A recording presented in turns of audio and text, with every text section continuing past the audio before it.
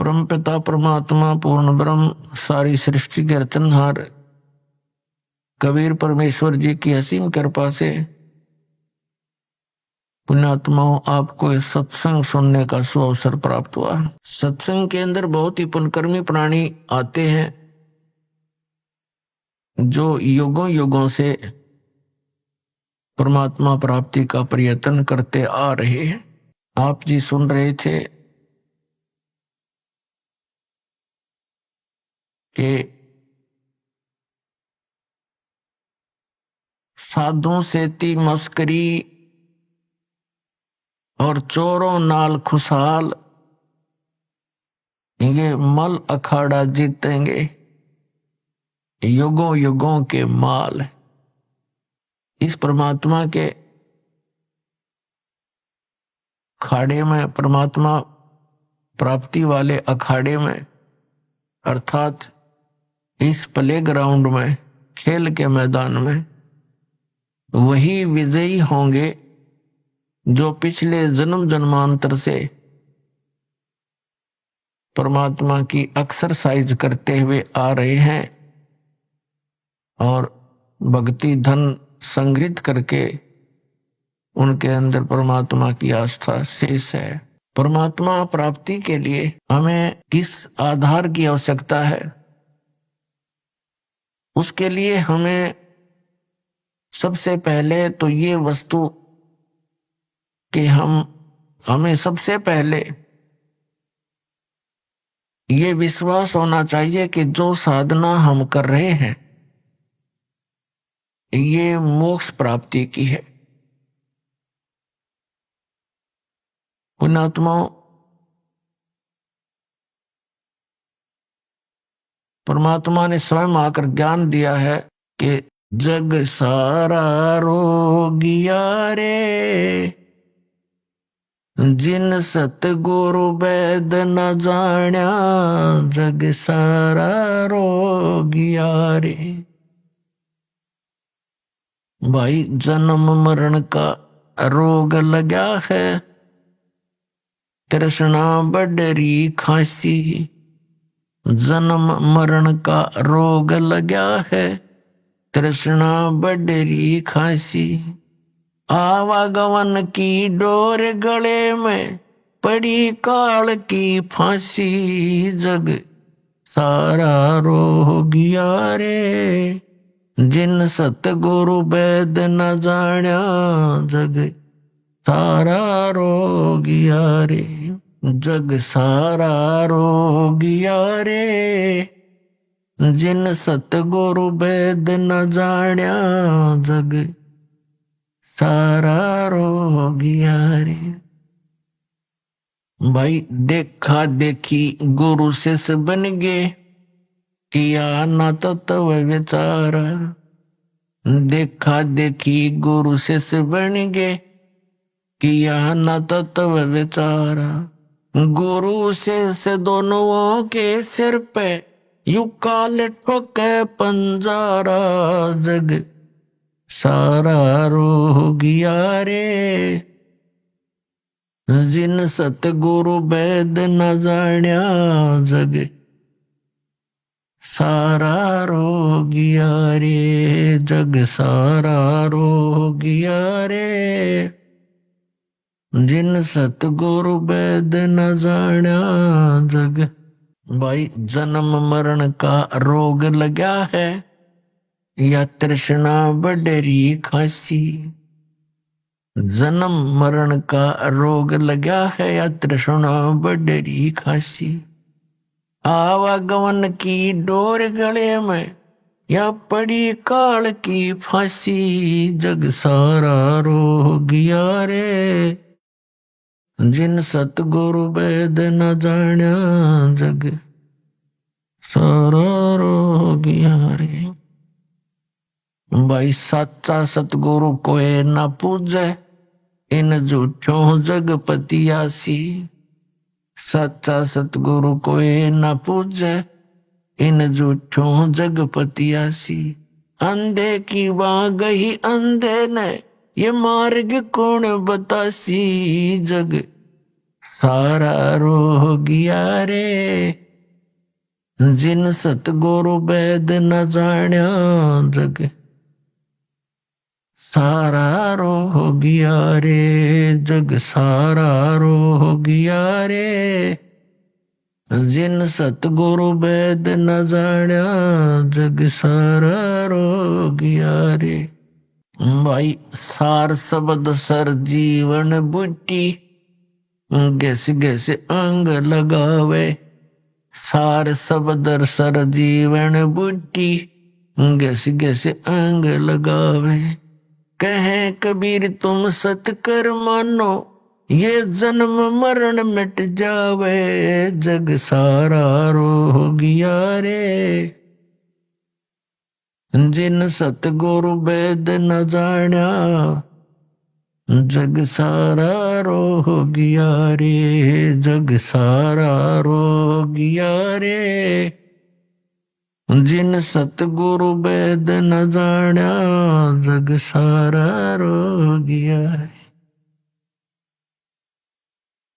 सार शब्द सर जीवन बूटी, गैसे गैसे अंग लगावे, सार शब्द सर जीवन बूटी, गैसे गैसे अंग लगावे।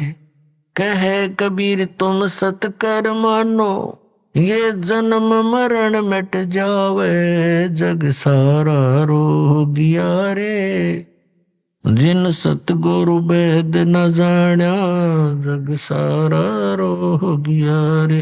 अब परमात्मा ने कहा कि ये सब पूरा विश्व रोगी है।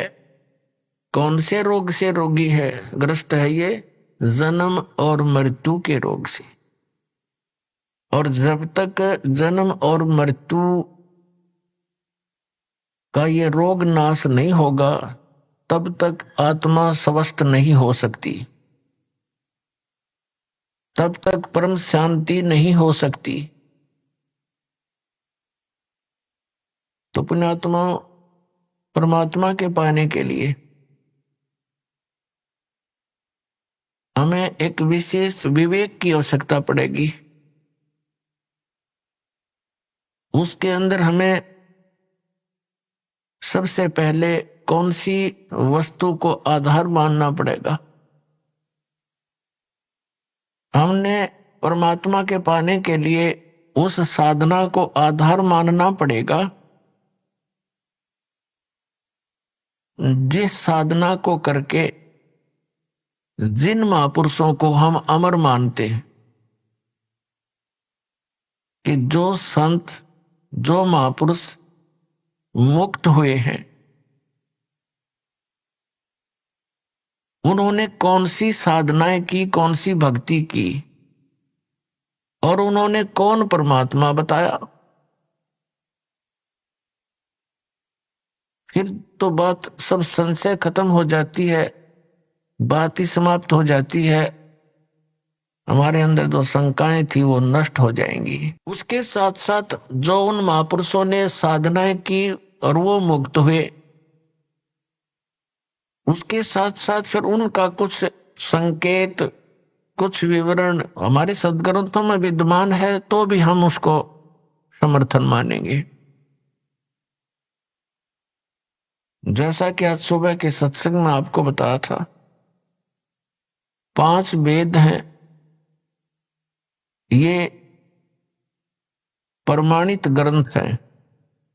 ऋग्वेद, सामवेद, यजुर्वेद, अथर्ववेद, ये तो वेल नोन है। और 5वां जो सूक्ष्म वेद है वो परमेश्वर ने स्वयं आकर के बोला है अपने मुख कमल से। उसके विषय में श्रीमद् भगवत गीता अध्याय नंबर 4 के श्लोक नंबर 32 में प्रमाणित किया है। गीता ज्ञानदाता कहता है कि जैसा कि मैंने अभी आपको गीता अध्याय नंबर 4 के श्लोक 25 से लेकर 30 तक में वर्णन किया कि कोई तो देवताओं की पूजा करता है, कोई केवल हवन यज्ञ करता है, कोई योग अभ्यास आसन ही करता है, कोई स्वाध्याय करता है, और ये सभी अपनी अपनी साधनाओं को पाप नाशक जानते हैं।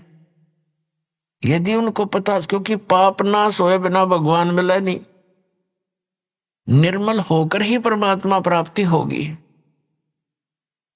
तो भावार्थ यह है कि वो सभी इसलिए अपनी अपनी साधनाओं को श्रेष्ठ मानकर कर रहे हैं कि उनको वो उचित मान रहे हैं, पाप नाशक मानते हैं। फिर गीता ज्ञानदाता कहता चौथे अध्याय के 32वें श्लोक में कि इस प्रकार की विस्तार के साथ यज्ञ अर्थात धार्मिक अनुष्ठानों की जानकारी ब्रह्मण मुखे, यहां गीता अनुवादकर्ताओं ने बेईमानी कर रखी है। ब्रह्मण मुखे का अर्थ कर रखा है वेद की वाणी। वेद वाला ज्ञान तो वो गीता ज्ञानदाता बोल ही रहा है, और उससे वो हटकर बता रहा है कि सच्चिदानंद घन ब्रह्म की वाणी में विस्तार के साथ कही गई है। अब श्रीमद् भगवत गीता अध्याय नंबर 17 के श्लोक नंबर 23 में ये ब्रह्मण शब्द है, जो चौथे अध्याय के 32वें श्लोक में ब्रह्मण मुखे शब्द है, वहां भी ब्रह्मण शब्द है। तो वहां इनकी नीत साफ थी अनुवादकर्ताओं की, इन्होंने वहां पर ब्रह्मण का अर्थ कर दिया सच्चिदानंद घन ब्रह्म, जो इसका असली अर्थ है। और यहाँ चौथे अध्याय के 32वें श्लोक में ये डंडी मार गए, क्योंकि इनको ज्ञान था नहीं, बेईमानी कर गए। यहां लिख दिया वेद की वाणी, यहां भी लिखना था सच्चिदानंद घन ब्रह्म की वाणी में। आपको दिखाते हैं, थोड़ा सदग्रंथों को रूबरू कराएंगे तभी तो विश्वास होगा। ये देखिएगा श्रीमद् भगवत गीता पदछेद अन्वय साधारण भाषा टीका सहित, ये गीता प्रेस गुरुकुल से प्रकाशित है। जयदयाल गोविंद का इसके अनुवादक है।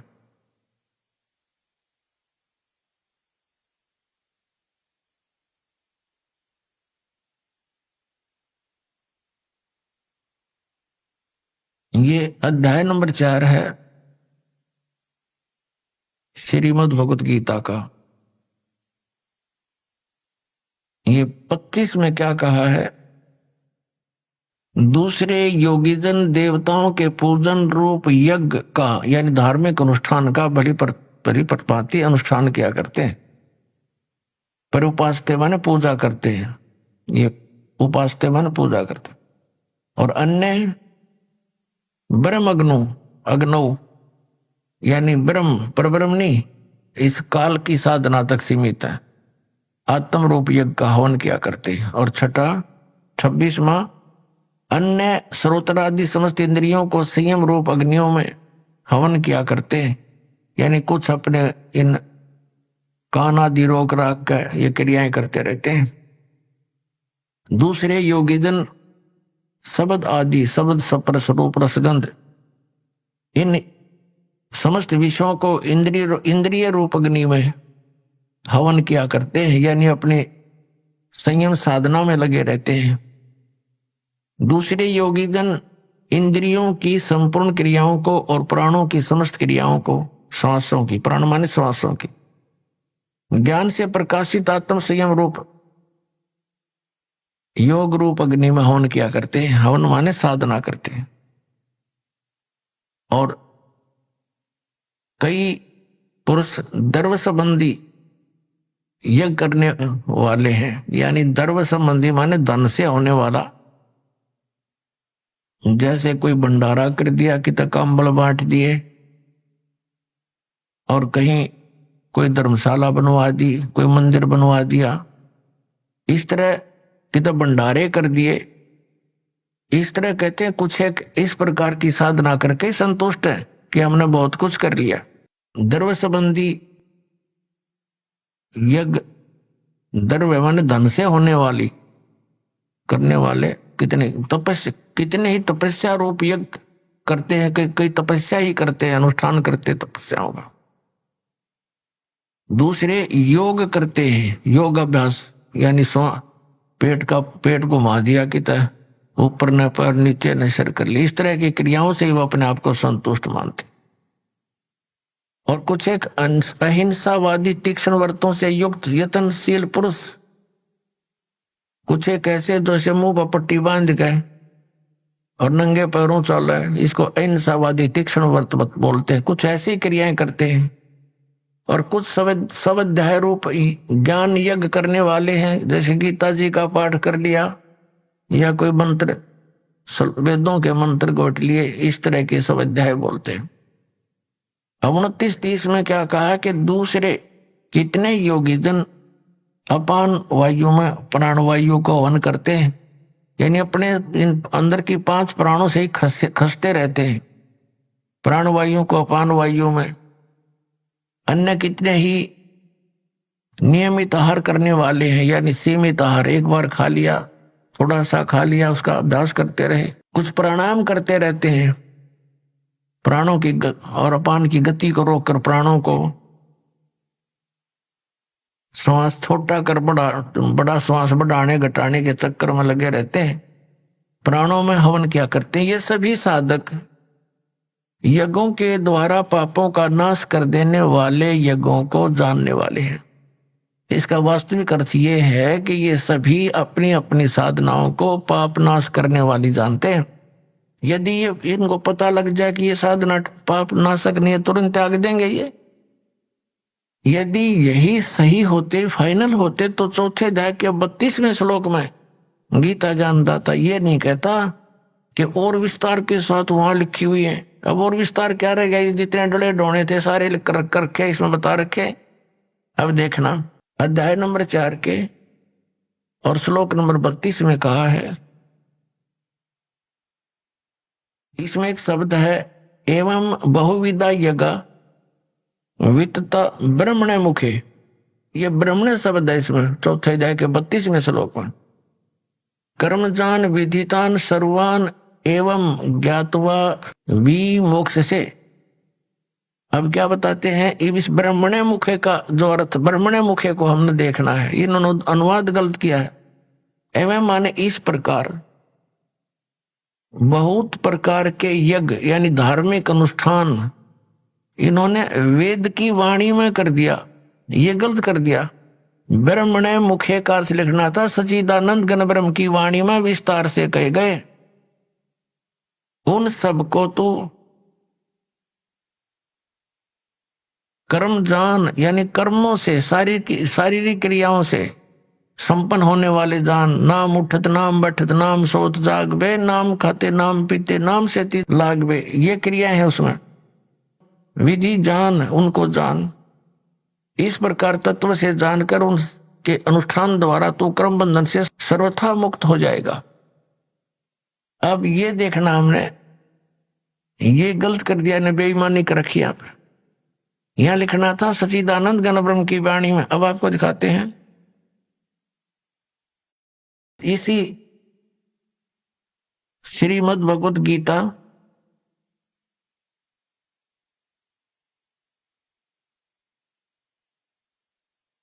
अध्याय नंबर 17 के श्लोक नंबर 23 में,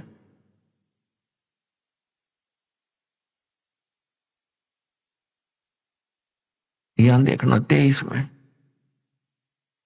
इसमें है ओम तत्सत इति निर्देश है ब्रह्मणे तिर्विद समर्थ ब्राह्मणा तेन वेदा च यगा च विहिता पुरा। ओम ओम तत् तत् सत सत, इति माने यह, ऐसे यह, तिर्विध माने 3 प्रकार का, ब्रह्मणे सच्चिदानंद घन ब्रह्म का, ब्रह्मणे माने सच्चिदानंद घन ब्रह्म, ये यहां बिल्कुल सही इन्होंने अनुवाद किया है, का नाम कहा है।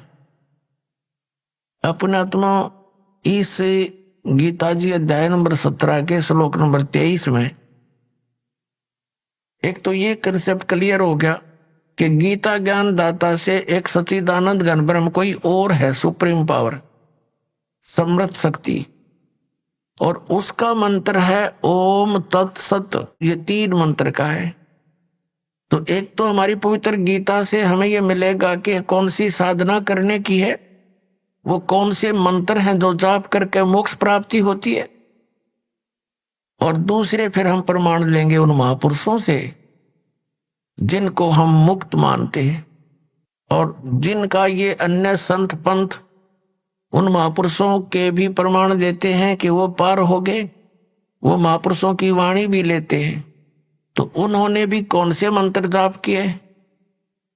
फिर ये सब रास्ता साफ हो जाएगा, शंका समाप्त हो जाएगी। शंका समाप्त हुई, भगवान मिला, फिर तो क्रिया करनी शेष रह जाएगी। और वो क्रिया इतनी आसान है, चलते फिरते उठते बैठते भगवान का कभी कितना ही भजन कर लो, काम करते करते, और अंतिम सांस तक साधना करनी है, भगवान साथ लेकर जाएगा आपको सतलोक में। अब देखो, अब हम फिर आगे अध्याय नंबर 4 के श्लोक नंबर 32 पे।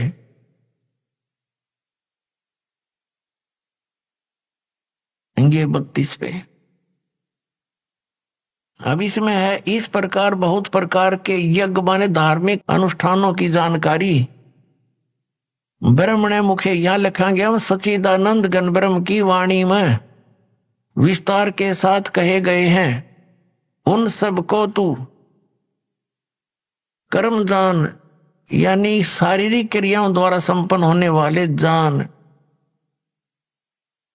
इस प्रकार तत्व से जानकर उनके अनुष्ठान द्वारा कर्म बंधन से सर्वथा मुक्त हो जाएगा। अब इसका तात्पर्य यह है कि गीता ज्ञानदाता, गीता अध्याय नंबर 4 के श्लोक नंबर 32 का सारांश है कि गीता ज्ञानदाता कह रहा है कि एक सच्चिदानंद घन ब्रह्म की वाणी में, जो उस सच्चिदानंद घन ब्रह्म ने यानी परम अक्षर ब्रह्म ने, पूर्ण परमात्मा ने आकर अपने मुख कमल से जो ज्ञान दिया है, वो वाणी मुखे, मुखे माने मुख कमल से उच्चरित वाणी में, मुख से बोले गए उस ज्ञान में वो विस्तार के साथ कहा गया। और उसको जानने के बाद फिर पूर्ण रूप से सभी प्रकार से तो सब कर्मों से मुक्त हो जाएगा। अपनात्मा ये तत्व ज्ञान है जो सच्चिदानंद घन ब्रह्म की वाणी है। ये सूक्ष्म वेद है, 5वां वेद है, और जिसके विषय में गीता ज्ञान दाता अनभिज्ञ है, कहते उसकी वो जानकारी तो कोई उसका रिप्रेजेंटेटिव सच्चिदानंद घन ब्रह्म का जो दास होगा, उससे परिचित जो संत होगा, वो बतावेगा। उसके लिए चौथे अध्याय के 34वें श्लोक में कहा कि उस तत्व ज्ञान को जो सच्चिदानंद घन ब्रह्म की वाणी में है, जिसको परमात्मा ने, सच्चिदानंद घन ब्रह्म ने, परम अक्षर ब्रह्म ने, सतपुरुष ने स्वयं आकर के बोला है, वो तत्व ज्ञान है। उस ज्ञान को तू तत्वदर्शी संतों के पास जाकर समझ। ये देखिएगा चौथे अध्याय का 34वां श्लोक।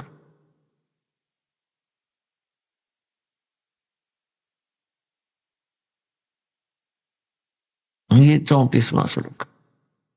उस ज्ञान को जो सच्चिदानंद घन ब्रह्म ने स्वयं आकर के बोला है, उस ज्ञान को, उस तत्व ज्ञान को तू तत्वदर्शी ज्ञानियों के पास जाकर समझ। उनको भली भांति दंडवत प्रणाम करने से, उनकी सेवा करने से और कपट छोड़कर सरलता पूर्वक प्रसन्न करने से वे परमात्म तत्व को भली भांति जानने वाले ज्ञानी महात्मा तुझे तत्व ज्ञान का उपदेश करेंगे।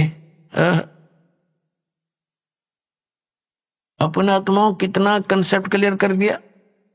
गीता ज्ञान दाता अपने से अन्य कोई परम अक्षर ब्रह्म के विषय में कह रहा है कि वो सच्चिदानंद घन ब्रह्म आकर के अपने मुख कमल से ज्ञान देता है, और वो तत्व ज्ञान है। उस तत्व ज्ञान को तू तत्वदर्शी संतों के पास समझ, जाकर समझ।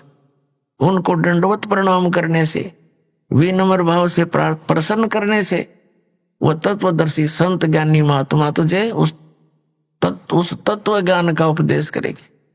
इससे सिद्ध है कि गीता ज्ञान दाता उस ज्ञान के विषय में नहीं जानता, नहीं तो ये लिखने और कहने की आवश्यकता ही नहीं थी। ये कह देता कि अगले अध्याय में लिखता हूं, उसमें पढ़ ले, इतनी सी बात थी। ये नहीं जानता। इसने उस ज्ञान को, पांचवें वेद को नष्ट कर दिया था, और उसको प्रदान करने के लिए परमात्मा स्वयं आते हैं। अपने आत्माओं यहाँ एक कंसेप्ट और क्लियर करेंगे।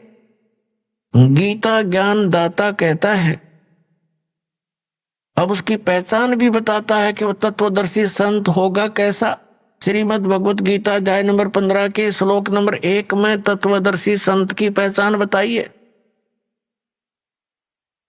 क्या बताया है कि ये एक संसार रूपी उल्टा लटका हुआ वृक्ष समझो, पूरा विश्व सब ब्रह्मांडों समेत, और जिसकी ऊपर को जड़ है, नीचे को तीनों गुण रूपी शाखा है। श्रीमद् भगवत गीता अध्याय नंबर 15 के श्लोक नंबर 1 से लेकर 4 में ये स्पष्ट किया है।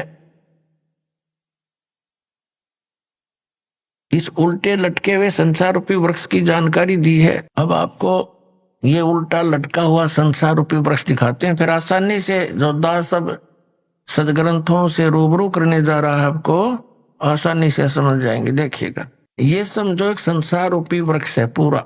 ऊर्ध्व मूलम अधः शाखम। देखिए श्रीमद् भगवत गीता अध्याय नंबर 15 का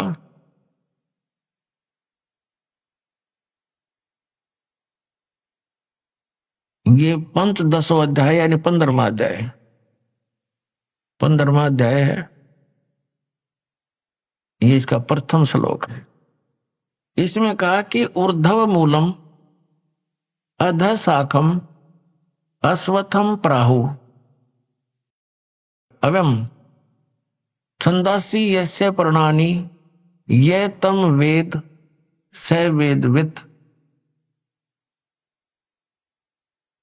ऊर्ध्व मूलम इसका अर्थ है कि ऊपर को जड़ और नीचे को शाखा। अधः माने नीचे होता है, ये भ्रमित है, इन्होंने गलत कर दिया। अधः माने ब्रह्मा रूप मुख्य शाखा वाले, नहीं। ये 15वें अध्याय के दूसरे श्लोक में 2 बार अधः है, अधः अधः।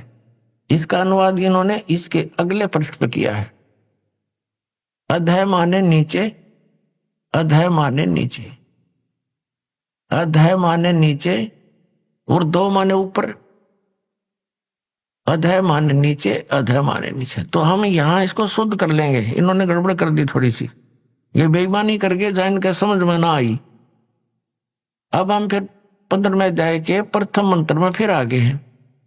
ऊर्ध्व मूलम ऊपर को जड़ वाला, और ऊपर को जड़, और अधः शाखम नीचे को शाखा वाला, अश्वत्थम प्राहु अव्यम ये संसार रूपी पीपल का अविनाशी वृक्ष कहा है।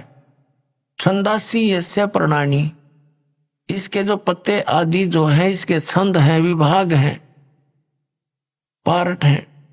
ये तम वेद उन सभी भागों को जो जानता है, तम उन उस अज्ञान अंधकार में छपे हुए उन सब विभागों को जानता है। स वेदवित् वह वेद के तात्पर्य को जानने वाला है, अर्थात वो तत्वदर्शी संत है। ये देखिएगा, आदि पुरुष परमेश्वर रूप मूल वाले, ये भाव कहने का ये है कि ऊपर को जो जड़ है ये वाली, ये ऊपर को जो जड़ है ये तो समझो ऊर्ध्व मूलम तो है आदि पुरुष परमेश्वर यानी परम अक्षर ब्रह्म, ये तो है वो सच्चिदानंद घर ब्रह्म समझो, ये जड़े तो। और ये तना अक्षर पुरुष, ये परम अक्षर पुरुष, ये तना अक्षर पुरुष। ये देखिएगा, ये पूर्ण ब्रह्म कहो, परमेश्वर कहो, परम अक्षर ब्रह्म कहो, या सच्चिदानंद घन ब्रह्म कहो, ये जड़े हैं। जैसे ये जड़, ओनली जड़, और फिर इसके बाहर जो जमीन से बाहर दिखाई देता है इसको पेड़ बोलते हैं।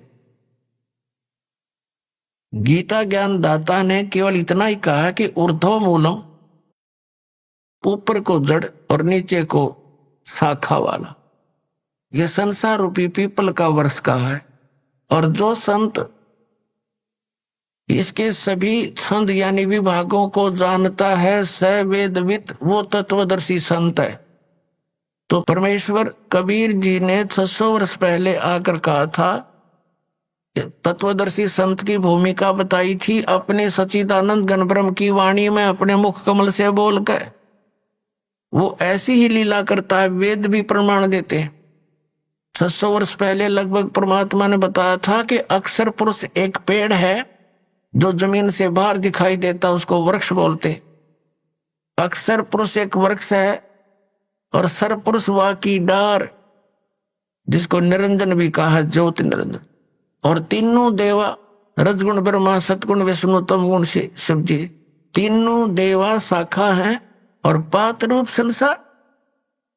अब गीता ज्ञानदाता कहता है कि जो इस संसार रूपी वृक्ष के जो ऊपर को जड़ नीचे को शाखा वाला उल्टा लटका संसार रूपी वृक्ष है, जो इसके सभी छंद यानी सभी विभागों को बता देगा, वो तत्वदर्शी संत है, वो वेद के तात्पर्य को जानने वाला है।